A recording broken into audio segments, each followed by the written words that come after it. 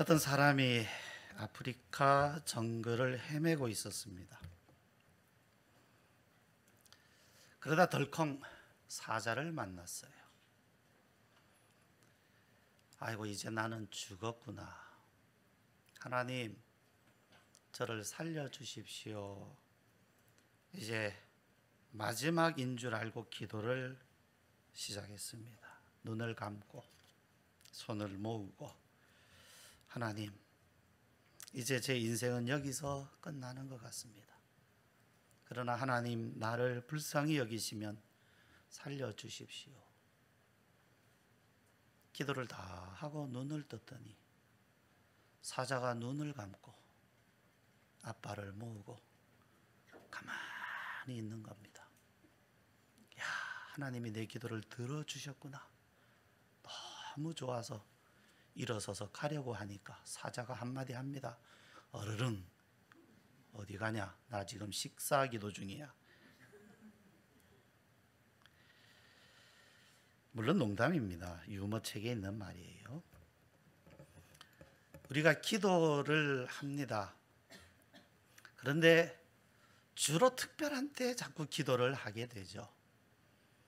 그러나 성경은 우리에게 늘 모든 일에, 그것도 모든 일을 하다가 어쩌다 또 하라, 이런 말씀이 아니고요.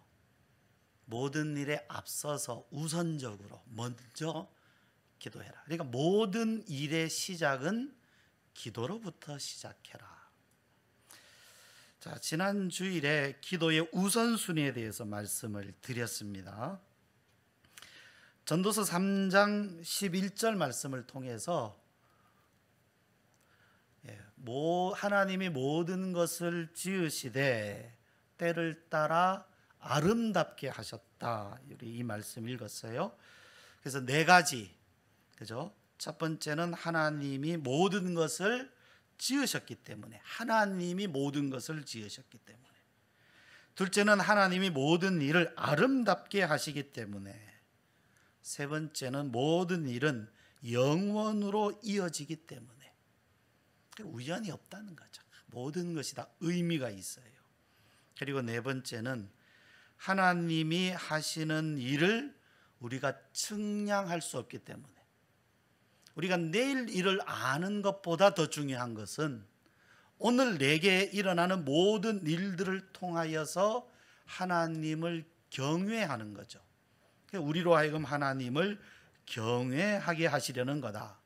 그러니까 내일 일을 알게 하시는 것이 중요한 게 아니라 내가 경험하는 모든 일들을 통하여서 하나님을 경외하는 것이 하나님의 뜻이고, 하나님은 그렇게 일하신다 하는 거죠. 그럼 우리는 어떻게 기도를 해야 할까요? 자, 이제 지난 주일에 이어서 오늘 이 주제로 말씀을 드리려고 합니다. 자, 세상에 어떤 일이든지 모든 방법에는 원리가 있죠. 사실 방법보다 더 중요한 것은 원리죠. 원리. 어떤 원리를 모르고 방법만 배우면 그건 형식만 있게 되는 거죠. 형식보다 중요한 것은 원리입니다. 그렇기 때문에 우리가 이제 세 가지가 준비돼야 돼요. 세 가지. 하나는 마음을 준비해야 되고요. 그 다음에 시간을 준비해야 되고, 그 다음 장소를 준비해야 합니다. 이것을 갖춰야 됩니다. 그 중에 가장 중요한 게 뭘까요? 당연히 기도에는 마음이 중요합니다. 기도는 마음만 있으면 됐지 아무 때나 언제나 그냥 하면 되는 거 아니냐? 아니에요. 기도는 형식도 중요합니다. 그러나 우선은 마음이죠. 마음이 없으면 안 되니까요. 자, 그러면 우리가 어떻게 마음을 준비할까? 여기에 이제 초점을 맞춰서 몇 가지를 말씀드리려고 하는데요. 첫 번째, 기도는 하나님과의 관계를 근거로 해야 됩니다. 하나님과의 관계, 예수님과의 관계. 여러분, 기도의 가장 중요한 원리가 뭔지 아세요? 기도의 가장 중요한 원리는 예수님의 이름으로 기도하는 겁니다. 사실 이 한마디면 모든 것을 다 포함해요. 그런데 예수님의 이름으로 기도한다는 것을 그게 무슨 의미인지를 확실하게 잘 모르기가 쉽죠. 그죠? 예수님의 이름으로 기도한다는 게 뭐냐? 예? 그냥 기도 마칠 때 이제 기도 마치는 겁니다 하고 예수님의 이름으로 기도합니다. 뭐 그것이 전부가 아니에요. 모든 기도가 예수님의 이름으로, 이름을 의지하고 이름에 근거하고 또 이름에 합당하게 그렇게 하나님 앞에 드리는 것이 가장 핵심, 기도의 원리를 설명하는 가장 핵심은 예수님의 이름으로 해야 돼요. 그러니까 우리가 기도의 내용을 가지고 이야기할 때, 기도의 내용을 살펴볼 때 그것이 예수님의 이름으로 드리는 기도에 합당한가? 과연 그 기도를 예수님의 이름으로 기도드릴 때에 합당한 기도냐? 예. 그런, 만약에 내가 정말 미워하는 사람이 있어서 하나님 저 사람 잘못되게 해주세요, 망하게 해주세요. 그런데 그 기도가 그러면 예수님의 이름에 합당하냐라고 봤을 때, 예, 그 이제 따져봐야 되는 거죠, 그죠? 자, 그 가운데에서 이제 첫 번째는 기도는 하나님과의 관계를 근거로 해야 돼요. 예. 여러분, 기도가 어떤 기도의 응답을 받는 것보다 더 중요한 것은 사실은 기도하면서 느끼는 그 하나님과의 관계, 내가 느끼고 누리는.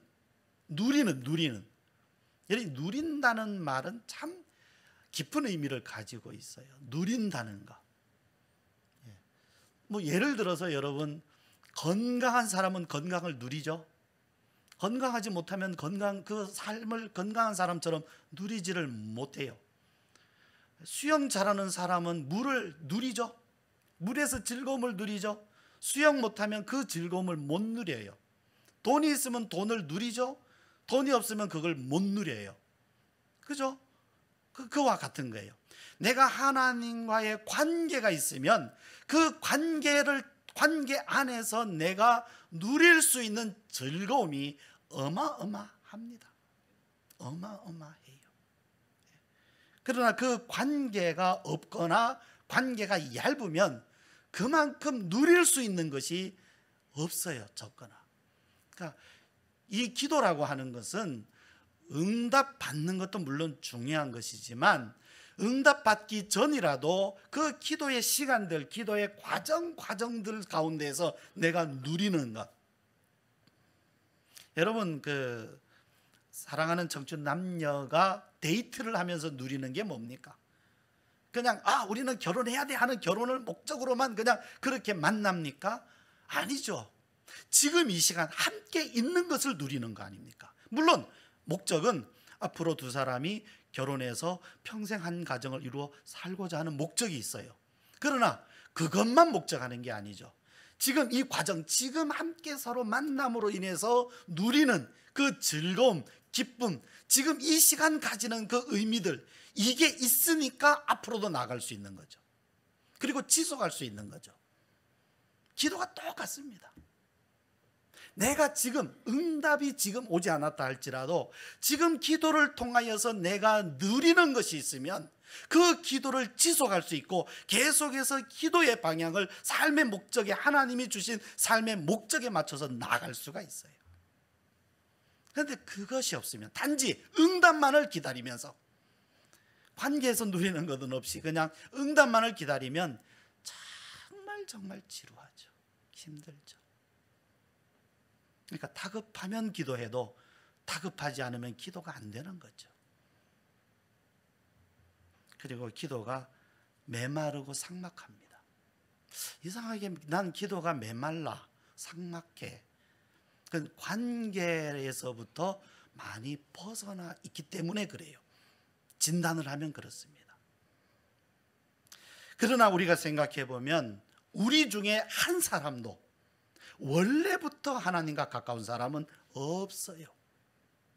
이 세상에 태어나는 누구도 태어날 때부터 누구는 하나님과 아주 가깝고 누구는 처음부터 하나님으로부터 멀고, 우리는 나만 그런 것 같거든요. 그래서 하나님이 나만 관심 없으신 것 같아요. 나만 멀리 하시는 것 같아. 저분은 보면 얼마나 은혜를 받고 만날 기도를 즐거워하고, 근데 나는 왜 그게 안 되지? 아니에요. 분명히 그분도 그의 삶 가운데서 하나님과의 관계 속에서 거쳐온 시간들이 있어요. 그냥 그렇게 된 게 아닙니다. 우리는 원래 다 처음에는 하나님과의 관계에서 다 먼 사람들이었어요. 그러니까 하나님과 상관없는 사람들이었어요. 여러분은요, 여러분과 아무 상관이 없는 사람이 열심히 부탁하면 들어줍니까? 들어줄 수도 있기는 해요. 가끔 모르는 사람이라도 하도 부탁하면 들어줄 수 있어요. 그러나 웬만해서는 안 들어주죠. 왜? 나하고 아무 상관없는 사람이니까. 여러분 생각해 보세요. 내가 그렇게 열심히 기도했는데 하나님이 내 기도를 안 들어주셨어. 그러면 하나님이 안 들어주신 걸까요? 지금 다른 데 문제가 있는 걸까요? 그렇죠. 하나님께 드리는 기도는 관계를 근거로 해야 됩니다. 우리는 하나님 앞에 죄인일 뿐이었어요. 관계가 없을 뿐 아니라 하나님과의 원수관계. 여러분, 나하고 상관없는 사람일 뿐 아니라 나하고 원수관계라면 그 사람이 간절히 부탁하면 들어주겠습니까? 안 들어주죠. 하나님을 알지도 못하는 무지한, 우리는 다 그런 사람들이었습니다. 근데 어떻게 우리가 하나님과의 관계를 맺을 수 있을까요? 그것은 바로 예수님 때문입니다. 이것 외에 다른 길이 없습니다.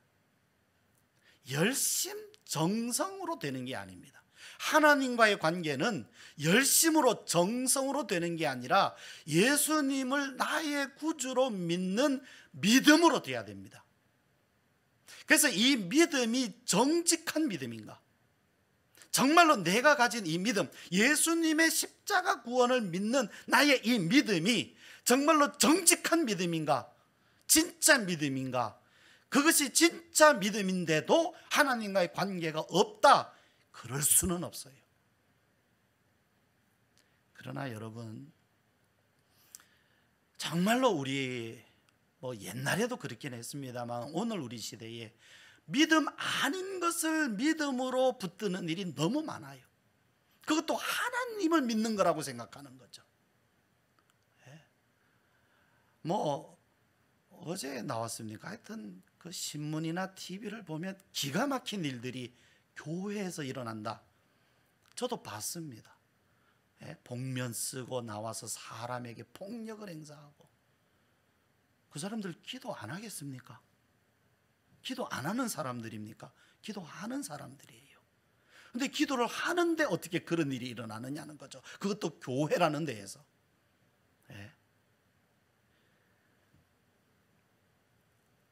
물론 여러분, 그 방송에 나온 그 교회는 이단입니다. 일찍이 우리 교단에서도 이단으로 정죄한 교회예요.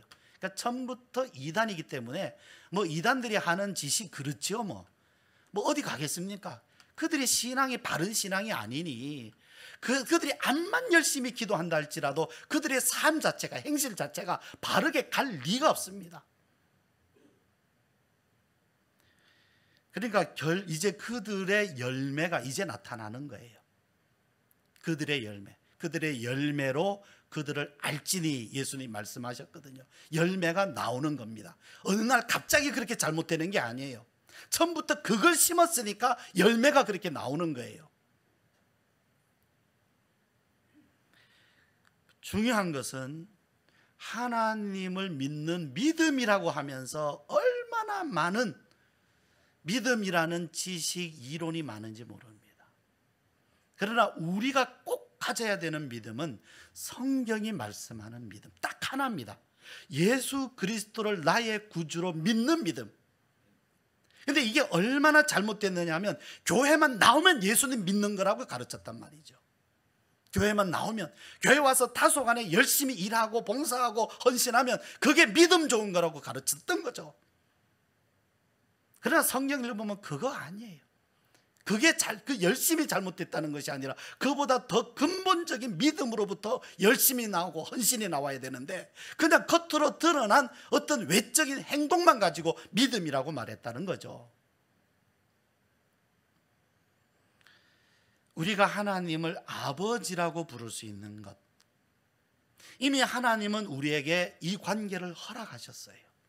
누구에게든지 허락하셨어요. 아무리 나쁜 살인자, 도둑놈이라 할지라도 하나님은 누구든지 하나님을 아버지라 부를 수 있도록 그 길을, 구원의 길을 열어놓으셨어요. 그러나 반드시 하나를 우리가 순종하고 가야 됩니다. 그게 뭐냐면 예수님의 십자가 구원을 내가 믿어야 돼요. 믿어야 돼요. 그러면 여러분, 강도가 예수님을 믿으면 그 다음 무슨 일이 일어나겠습니까? 그동안 강도짓 한 것은 다 없던 걸로 해주마. 이제 믿었으니까 구원받고 하나님 아버지라 불러라. 그렇게 되겠습니까? 우리가 성경을 읽으면 성경의 원리는 어떠합니까? 하나님의 용서는 그냥 없던 걸로 해주는 겁니까? 그 죄에서 벗어나게 하는 겁니까? 분명히 아십시오. 하나님의 용서, 십자가의 용서는 없던 일로 하는 게 아닙니다.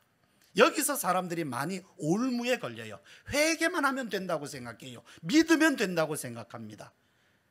그 믿음이 아니에요. 예수님의 십자가 구원은, 그 용서하시는 구원은 용서만 하고 없던 일로 하는 것이 아니라 그 죄로부터 벗어나게 완전히 씻어 깨끗하게 되는 데까지예요. 말하자면 강도가 예수님을 믿는다면 다시는 강도짓을 하지 않는 데까지 가게 하시는 것이 하나님의 구원입니다. 여전히 강도짓하고 살인자하고 여전히 거짓말하면서 나는 예수님 믿는다, 그 말이 거짓말이에요. 그러니까 여러분, 그냥 그 사람의 입술로 하는 말이나 그런 것만 가지고 판단하지 마십시오.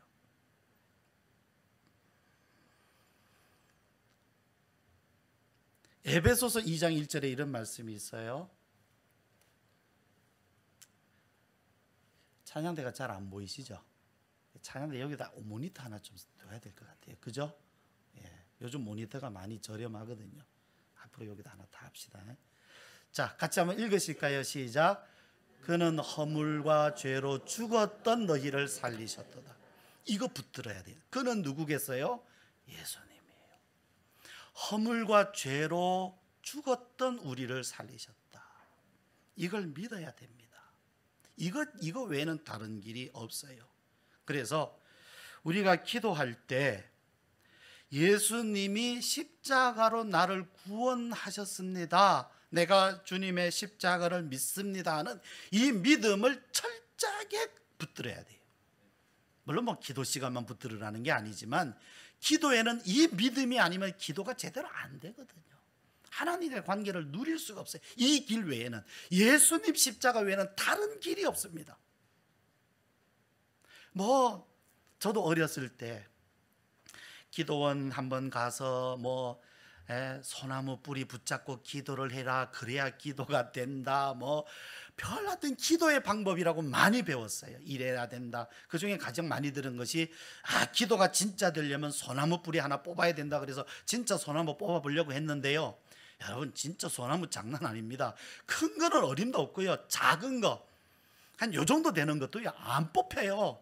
뿌리가 안 뽑혀요. 그냥 가지가 끊어지죠. 예.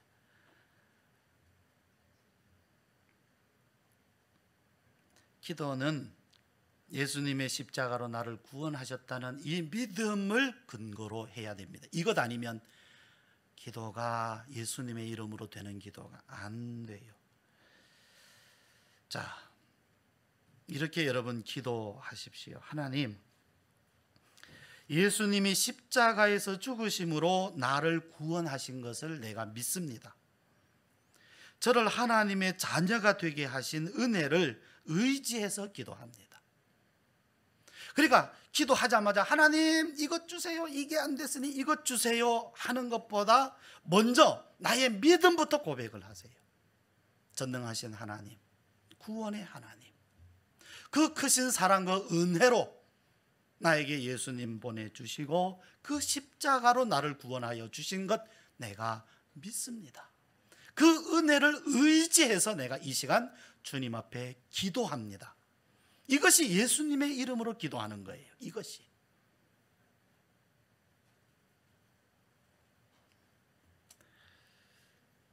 이 믿음이요, 우리의 마음을 움직입니다.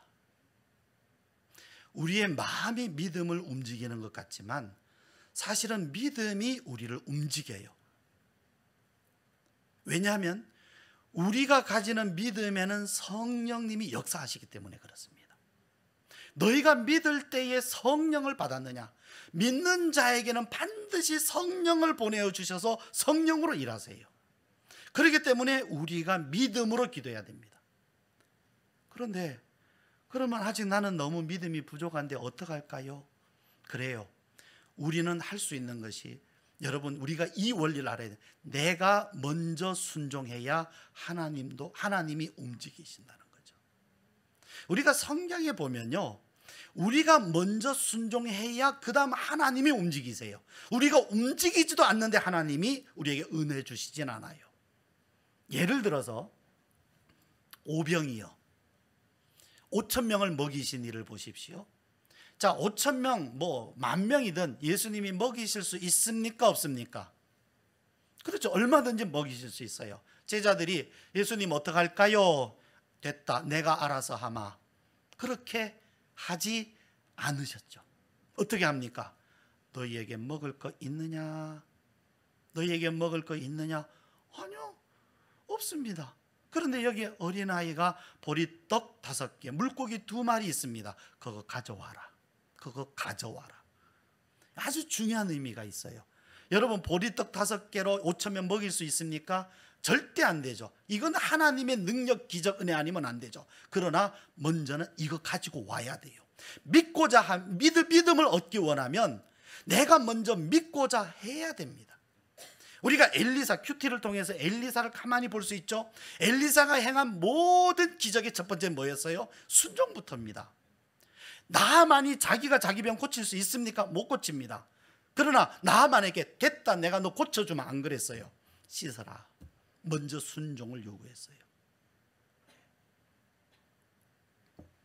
그러므로 우리는 먼저 하나님 앞에 내 입을 열어서 믿음을 고백해야 합니다. 두 번째 우리가 기억해야 될 것은, 하나님은 우리의 기도를 은혜로 도와주세요. 기도에는 은혜가 있어요. 은혜라고 하는 것은 어떤 대가를 바라지 않고 조건 없이 주는 것입니다. 그것이 은혜예요. 하나님의 은혜는 우리를 도와주시는 것입니다. 이미 이 하나님의 은혜는 준비되어 있어요. 내가 기도를 잘 못해서요. 뭐가 필요합니까? 기도 잘하는 훈련이나 능력이 필요한 게 아니죠. 은혜가 필요한 거예요. 제가 기도하는데 기도가 잘 안 됩니다. 뭐가 필요합니까? 기도 훈련이나 말 잘하는 것이나 그게 필요한 게 아니라 은혜가 필요한 거예요. 그런데 이 은혜는 이미 하나님께 준비되어 있습니다. 그래요.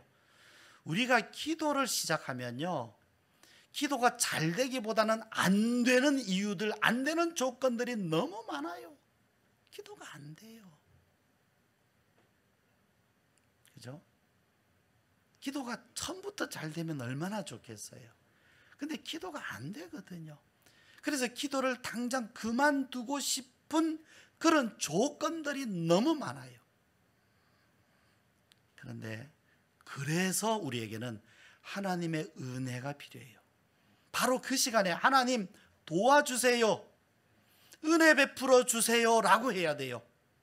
그리고 그 은혜가 올 때까지 기다려야 돼요. 어떻게 기다립니까? 기도하면서 기다려야 돼요. 이게 중요한 원리입니다. 히브리서 4장 16절 말씀. 그러므로 우리는 긍휼하심을 받고 때를 따라 돕는 은혜를 얻기 위하여 은혜의 보좌 앞에 담대히 나아갈 것이니라. 우리의 기도는 은혜가 아니면 안 되는 줄 알아야 됩니다.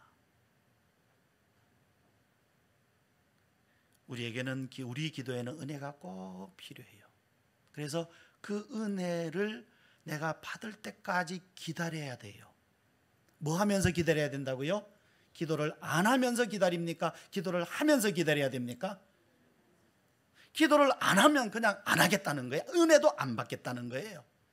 내가 기도가 안 되는데요, 은혜가 필요하다면서요. 근데 나는 은혜를 아직 못 받았어요. 그래서 기도를 못 해요. 한번 그래 살아보세요. 평생 갑니다. 그냥 되는가 보세요. 기도가 평생 가요. 그냥 안 됩니다. 한 발짝도 못 움직입니다. 10년 후 되면 그 사람 똑같은 얘기예요. 기도가 안 됩니다. 은혜가 필요한데 은혜가 없어서 기도를 못 합니다. 그래서 기도를 안 하고 있어요. 20년 지나보세요. 똑같은 얘기예요. 딱 표정 보니까 딱 그렇게 20년 지난 사람이 있네요.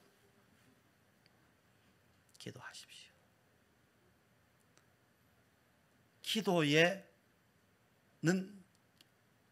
인내가 필요합니다. 마치 캄캄한 밤을 지나는 것처럼 정말로 기도도 안 되고 은혜도 모르겠고 하는 그러한 시간을 이겨내야 돼요, 여러분. 왜냐하면 우리는 처음부터 기도에 익숙한 사람들이 아니기 때문에. 그리고 또 한 가지는요, 하나님이 은혜를 주셔도요, 그 은혜를 붙드는 방법도 몰라요.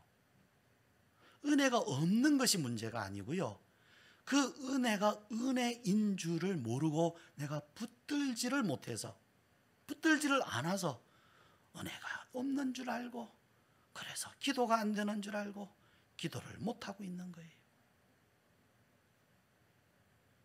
하나님 도와주세요. 하나님 도와주세요. 저는 너무 부족하기 때문에 나를 의지할 수가 없습니다. 주님의 은혜가 꼭 필요합니다. 하나님 도와주세요. 그렇게 기도해야 됩니다. 근데 여러분은 어떠신지 모르겠는데 저는 이 설교 시작한 지 얼마 안 된 것 같은데요, 시계가 왜 저렇게 빨라졌어요? 저 고장 난 겁니까? 좀 이상해요, 그죠? 예, 아직 반도 못 했거든요. 예, 이 기도의 중요한 원리 지금 2번째까지밖에 못 했는데요, 4번째까지 가야 되고요. 그 다음에 기도를 어떻게 시작할까, 시간 정하기, 장소 정하기까지 가야 되는데 시간이 이렇게 되니 참 이걸 어떻게 할까 싶은 생각이 듭니다. 오늘 본문 말씀을 읽지도 못했네요. 그치? 우리 살펴보지도 못했네요. 그래도 중요하니까 너무 급하게 가려고 하는 것보다는 하나씩 짚어갑시다. 사실 가장 중요한 말씀은 오늘 여러분께 드렸어요. 그건 뭐냐 하면 예수님의 이름으로 기도해야 된다. 그게 단지 기도의 형식을 위한 게 아니다. 그리고 그 예수님의 이름의 가장 중요한 부분은 뭐냐면 관계다. 기도는 관계다. 그래서 여러분, 기도만이 아니라 우리의 신앙에서, 우리의 모든 삶에서 하나님과의 관계를 점검하십시오. 제가 이 말씀 하나만 드릴게요. 언제가 될지는 모르지만 언젠가 우리가 하나님의 부르심을 받는 날이 옵니다. 이 땅을 마치고, 그죠? 이 땅에서의 삶을 마치고 하나님의 부르심을 받는 날이 오는데, 그 시간을 혼자 맞이하시겠습니까? 주님과 함께 맞이하시겠습니까? 천국은 눈 감은 다음에 갑자기 열리는 게 아니에요. 눈 감아본 다음에 그 다음 어떻게 될지 모른다는 것은 더 어리석은 말입니다. 그러면 눈을 못 감아요. 어떻게 될지 모르면. 그런 사람들이 있거든요. 죽어봐야 알지. 그 사람 앞으로 보십시오. 그렇게 말하는 사람 눈 못 감습니다. 두려워서, 무서워서, 어떻게 될지 모르기 때문에. 신앙은 그렇게 돼 있지 않아요. 지금 주님과 내가 가까우면 그 시간도 아주 가까워요. 그 시간 참 가깝습니다. 내가 그 시간에 내가 주님의 품 안에 있는 것을 내가 마음껏 누리면 그 시간이 아무 그 두려움은 나를 점령하지 못하게 되어 있습니다.